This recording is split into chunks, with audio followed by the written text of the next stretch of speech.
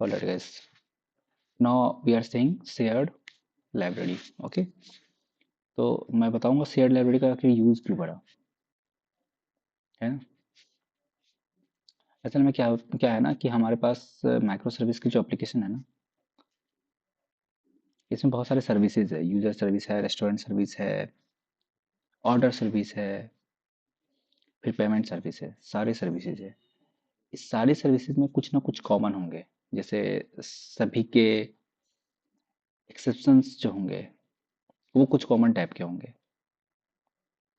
Okay, सभी के DTO में से कुछ ना कुछ कॉमन होगा। मान के चलो यूजर का एड्रेस जो होगा वही रेस्टोरेंट के एड्रेस को भी हम यूज कर सकते हैं। तो जो कॉमन पार्ट होता है ना उसको हम लोग जार में रख देते हैं। ठीक है, और वो जार को क्या करेंगे हम लोग, एम्बियन क्लीन इंस्टॉल से प्लेन प्लेन जार बनाएंगे। उसका बिल्ड नहीं बनाएंगे, उसको प्लेन जार बनाएंगे। उसको जिस भी प्रोजेक्ट में यूज होगा ना उसमें हम लोग उसको फॉर्म में रख देंगे। तो वो एक्सटर्नल लाइब्रेरी से वो सारा डिटेल्स लाएगा। ओके, तो इससे क्या होगा, हमारा जो खुद का एप्लीकेशन होगा ना, जैसे यूजर सर्विस एप्लीकेशन है, जैसे ये यूजर सर्विस है, इस पे लोड कम हो जाएगा। ओके, जैसे ये डीटीओ का लोड कम हो जाएगा। बहुत सारे यूटिल्स मेथड आएंगे, जैसे फाइंड ऑल, ये जो है ना फाइंड बाय ईमेल, ये सब कुछ यूटिल्स में चले जाएंगे तो हमारे एप्लीकेशन का लोड कम हो जाएगा।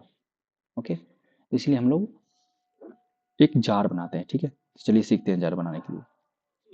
बिल्ड टूल्स मार्जिन सेलेक्ट करेंगे, 3.4.1 शेयर्ड लाइब्रेरी नेम होगा, और इसके अंदर ये सारे कॉन्फ़िगरेशन होंगे। अब फिन होगा, लॉम्बॉक रख लीजिए, spring boot dev tools, web validation. अच्छा, डेव टूल्स का यहाँ पे कोई यूज भी नहीं है, बिकॉज ये तो कोई लाइब्रेरी लोड तो होने वाला है नहीं। ओके, कोई ये स्टार्ट एप्लीकेशन नहीं होगा ना, इसके पास कुछ पोर्ट है, ये एक प्लेन जार है तो इसको मैं हटा देता हूँ। हाँ, वेब रहेगा क्योंकि इसका जार बनाना है हमें। ओके, वैलिडेशन रहेगा, वैलिडेशन वैलिडेट करेंगे सारे डीटीओ को। मोंगोडीबी रहेगा, कुछ कुछ यूटिल्स मेथड बनाएंगे।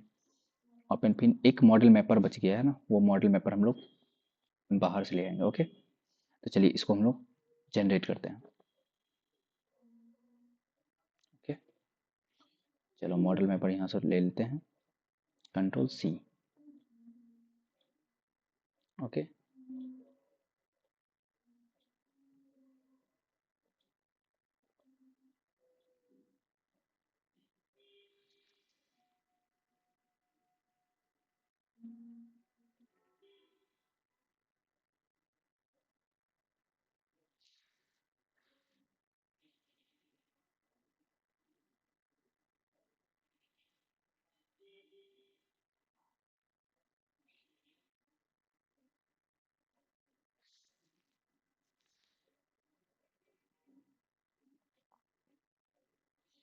इस जिप को डिलीट कर दो, और ये shared library, no, this one is shared library.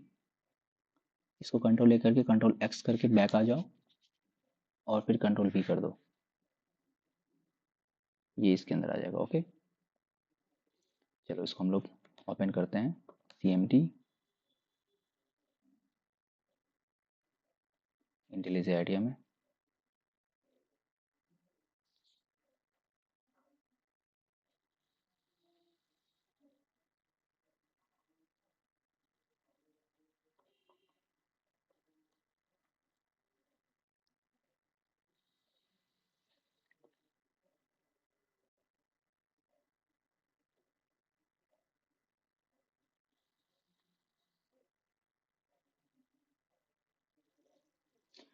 ये हमारे शेयर्ड लाइब्रेरी है। ओके, नाम से ही पता चल रहा है कि ये लाइब्रेरी शेयर होने वाला है। ठीक है ना, तो इसके फॉर्म में आप लोगों को हम दिखा देते हैं क्या क्या है। सबसे पहले तो वर्जन चेंज कर लो, 3.4.0 कर लो।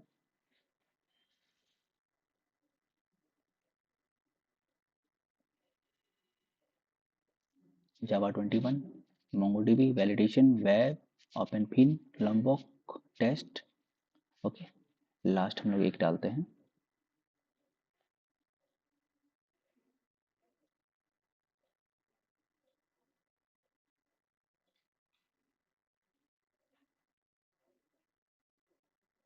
एक हम लोग डालते हैं मॉडल मैपर का।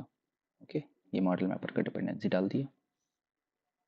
चलिए रिजॉल्व हो रहा है कुछ डिपेंडेंसी, इस डिपेंडेंसी को रिजॉल्व होने देते हैं।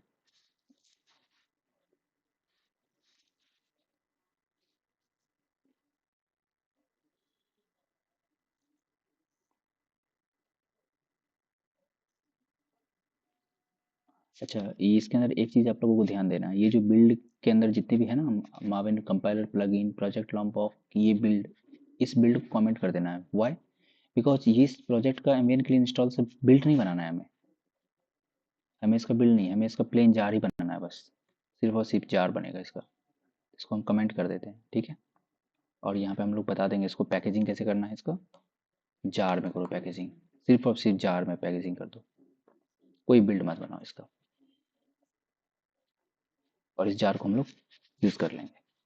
ओके, चलिए सबसे पहले पैकेज बनाना स्टार्ट करते हैं। तो देखो इसमें कोई, ये तो कोई एप्लीकेशन है नहीं है स्प्रिंग बूट का जो इसमें तुम एन लेयर आर्किटेक्चर पे पैकेज बनाओगे, कंट्रोलर सर्विस मॉडल रिपोजिटरी, ऐसा कुछ नहीं है। यहाँ पे जो जो तुम्हें यूटिलिटी लग रहा है वो बनाते चलो।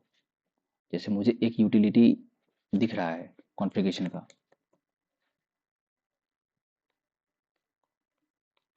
इसके अंदर हम लोग मॉडल मैपर का कॉन्फ़िगरेशन लिखेंगे, मॉडल मैपर कॉन्फ़िग। ओके, इसके अंदर हम लोग स्वैगर का भी कॉन्फ़िगरेशन लिखेंगे। जब स्वैगर लगाएंगे तो स्वैगर का कॉन्फ़िगरेशन हम आप लोगों को बताएंगे। चलिए फिर एक मुझे यूटिलिटी लग रहा है कांस्टेंट का, constants dot application constant, application constants, ठीक है। फिर एक मैं बना देता हूँ एक्सेप्शंस का, ठीक है। Exceptions, exception dot global custom exception. Instead of throwing runtime exception, we will throw global custom exception. Okay, और ये क्या कर रहा होगा, एक्सटेंड्स कर रहा होगा किसको, रन टाइम एक्सेप्शन को। तो इसीलिए रन टाइम एक्सेप्शन को थ्रो करने से अच्छा है कि हम लोग ग्लोबल कस्टम एक्सेप्शन को थ्रो करेंगे विथ मैसेज। अच्छा, एक गुड प्रैक्टिस है कि हम लोग यहाँ पे प्राइवेट फाइनल HTTP स्टेटस हम लोग एक कोड भी भेज सकते हैं, ठीक है। जब हम लोग मैसेज भेजेंगे ना तो उसके साथ एक कोड भी सेंड कर सकते हैं।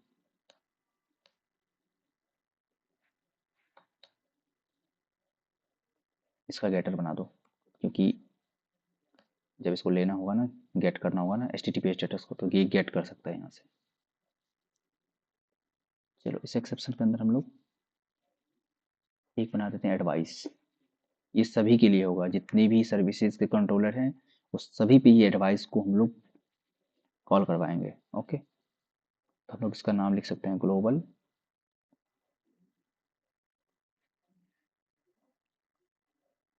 इसका नाम क्या लिख सकते हैं, global custom, global exception handler लिख देते हैं, ग्लोबल एक्सेप्शन हैंडलर। ओके, और इसका एनोटेशन क्या होगा, रेस्ट कंट्रोलर एडवाइस। ठीक है, यहाँ पे जो भी एक्सेप्शन हम लोग बनाएंगे आप लोगों को बताएंगे कैसे बनाते हैं। मॉडल मैपर का कॉन्फ़िगरेशन लिखने के लिए @कॉन्फ़िगरेशन लगाओ और एक बीन बना दो, यहाँ पे बीन बना देते हैं public model mapper, model mapper return new model mapper. Okay, ना कांस्टेंट के टाइम पे हम लोग कांस्टेंट बनाएंगे, एक आप लोगों को बना के दिखा देते हैं, public static final user not, okay, user not found with email something, type इसको दे दो स्ट्रिंग। ये इस तरह के कुछ एप्लीकेशन कांस्टेंट होंगे, ठीक है। अब हम लोग बनाते हैं एक मॉडल, ये इंपॉर्टेंट है, इसको ध्यान से देखना। एक पैकेज बनाएंगे मॉडल, डॉट कॉमन, इसके अंदर कॉमन होगा, कुछ कॉमन होगा। क्या कॉमन होगा? हम लोग सोचते हैं कि जितने भी बी होंगे ना, जितने भी हमारे एंटिटी क्लास होंगे, उसको ऑडिटेबल पे ले जाना है, ऑडिटेबल, उसको ऑडिट करना है उस क्लास को। ठीक है, एक तो ये हो जाएंगे। इसके अंदर बहुत सारे पैकेज हम लोग बनाते हैं, पहले पैकेज बना लेते हैं फिर आप लोगों को बताते हैं। New package name DTO,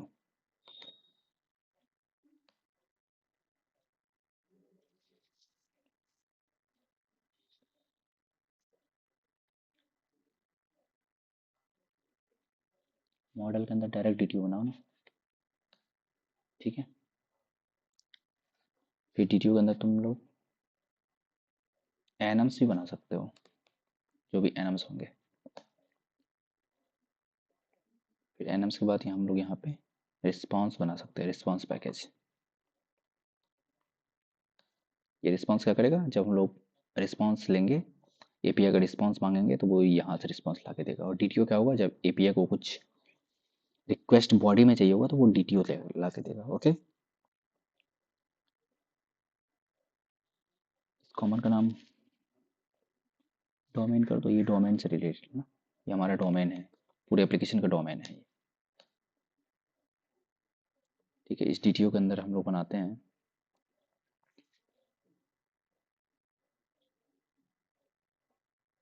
package, बनाते हैं कॉमन। ठीक है, फिर इसके अंदर एक पैकेज बनाते हैं यूज़र का, जिसमें यूज़र से रिलेटेड सारे DTO होगा, यूज़र। ओके, फिर बना देते हैं एक रेस्टोरेंट। हम लोग अभी पैकेज बना लेते हैं बस। फिर बनाते हैं ऑर्डर। ओके, फिर बनाते हैं पेमेंट।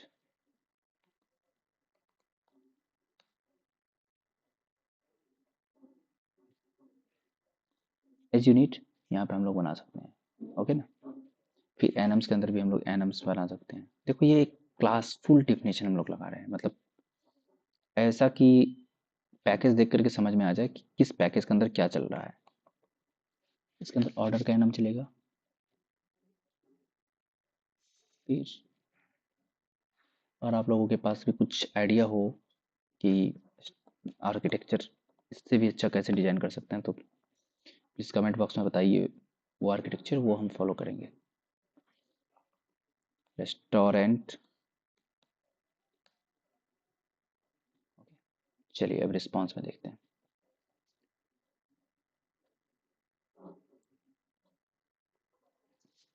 रिस्पॉन्स में वही होगा, सारा पैकेज सर्विस के अकॉर्डिंग होगा। यूज़र सर्विस होगा तो यूज़र का रिस्पॉन्स रहेगा। अगर हमारा रेस्टोरेंट सर्विस होगा, रेस्टोरेंट सर्विस होगा तो रेस्टोरेंट से रिस्पॉन्स रहेगा।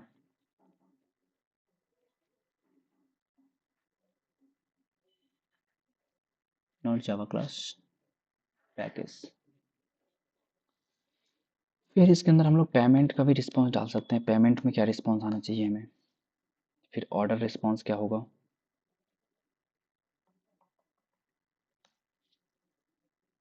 ओके, लास्ट हम लोग एक डाल देते हैं एरर रिस्पॉन्स। ठीक है, एरर का क्या रिस्पॉन्स होगा। तो ये आप लोग देख लीजिए, ऐसे बनाए हैं हमने।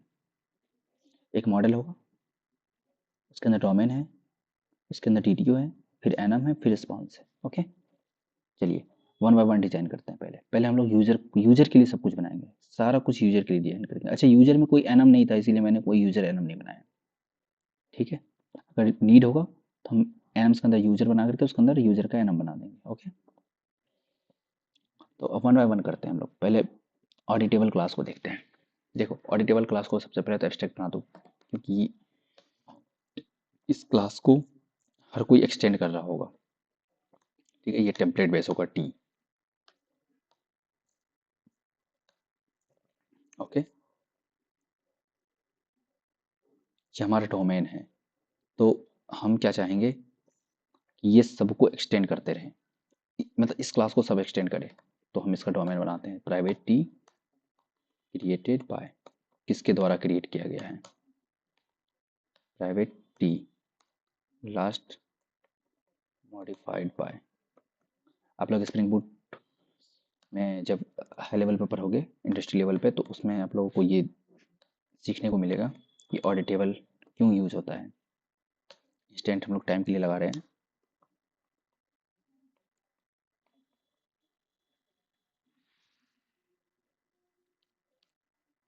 Date,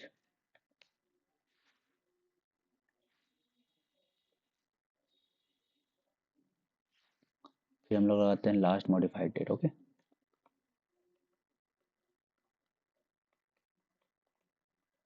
last modified date. फिर एक लास्ट लगा देते हैं प्राइवेट बुलियन इज लेटेस्ट। इसको हम लोग बाय डिफॉल्ट फॉल्स कर देते हैं अभी, ठीक है। और इसको हम लोग गेटर सेटर, डाटा लगा दो, डाटा के पास गेटर सेटर है।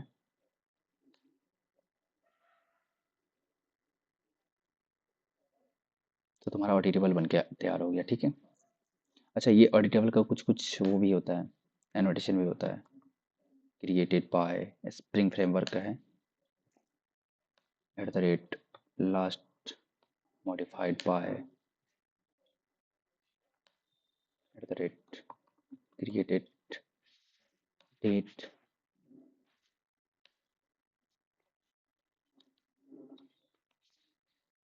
Last modified date. ये कुछ एनोटेशन है, ओके।